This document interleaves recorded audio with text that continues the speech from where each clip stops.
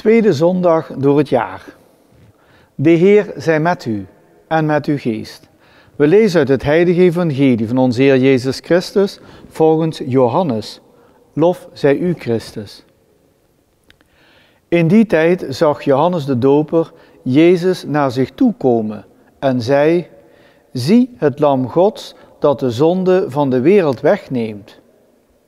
Deze is het van wie ik zei: Achter mij komt een man die voor mij is, want hij was eerder dan ik.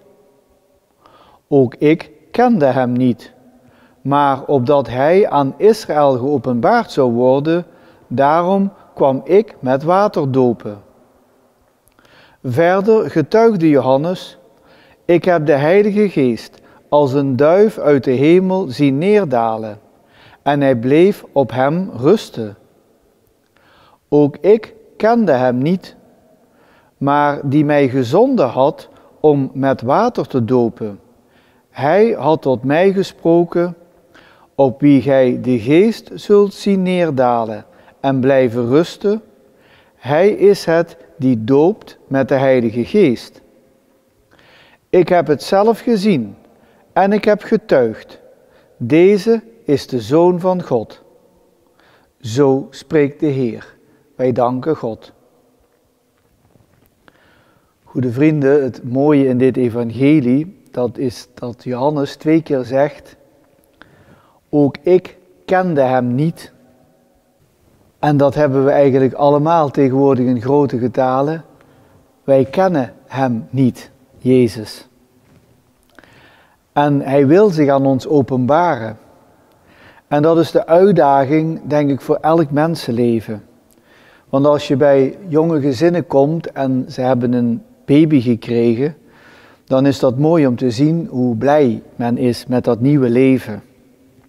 Maar dat leven, dat heeft bescherming nodig. Dat weten we allemaal. Daar hebben we allemaal mama's en papa voor gehad vroeger, die voor ons zorgden, die ons veilig hielden. Maar dat is niet alles. Want hier hebben we het over dat dopen. Johannes heeft Jezus gedoopt. Dat was een tijd voor dit evangelie is dat gebeurd.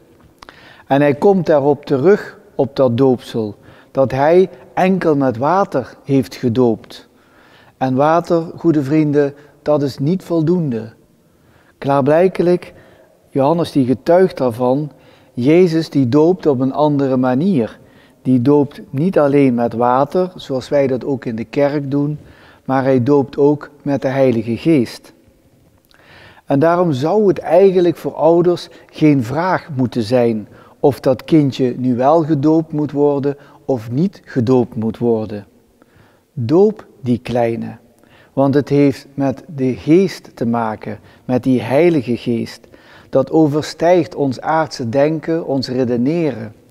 En daarom breng zo'n kind in veiligheid, in die geborgenheid van Gods liefde.